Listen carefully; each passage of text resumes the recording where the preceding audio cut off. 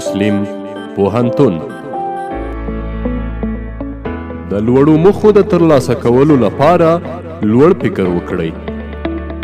مسلم پوهنتون د پسرلنیو سیمسترونو لپاره په معالجوي طب، ستوماتولوژي، اقتصاد، حقوق او سیاسي علومو کې دوري یا حمل میاشتې په 15مه نیټه د کانکور ازموینه اخلي.